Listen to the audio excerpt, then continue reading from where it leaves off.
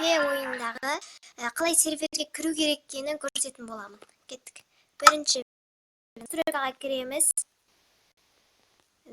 Настройкага кирген соң профиль дегенди басып, мына жерде эч кимде жок атып коётун боламыз достор. Мисалга, агылшынча болуу керек ол. Иштеп кое саламыз. Эч кимде жок. Және де сиздер Wi-Fi менен эмес, кәдимги мобильный данный менен отуратын болсоңуздар, мынаны косуп коелук достор. Осуну косуп коебуз. Сосын мына жерге друзья дегенге киремиз де, мындай андай турат. Имяга бир любой нерсе кое саламыз. Мисалы мен сервер дей салайын.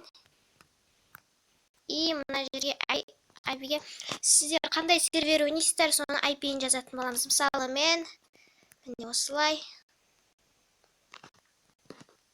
.ru иштеп жазам. Портум мен ойнойм. Сохранить этебиз.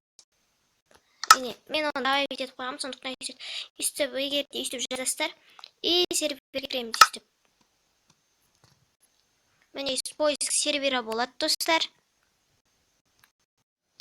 Достар, сіз осындай бір спам жеріне шығасыздар, сіздер өздеріңізге пароль қою керек боласыздар. Мысалы, пароль ешкімде жоқ болуы керек, жоқ дегенде ешкім білмеу керек, әйтпесе сіздердің аккаунттарыңызға кіріп алады достар. Қараңыздар, мысалы мен парольді бірді 6 рет жаза салайын.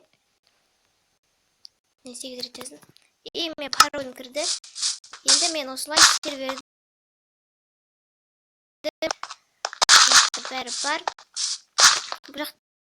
бәрі бар достар. Қалағандарыңызды істеп, осындай өзіңіздің серверлеріңізді ойнай бересіз. Достар, бүгінгі видео ұнаған болса, әрине өтініш каналға тіркеліп лайк басып кетейікші. Ал ондай болса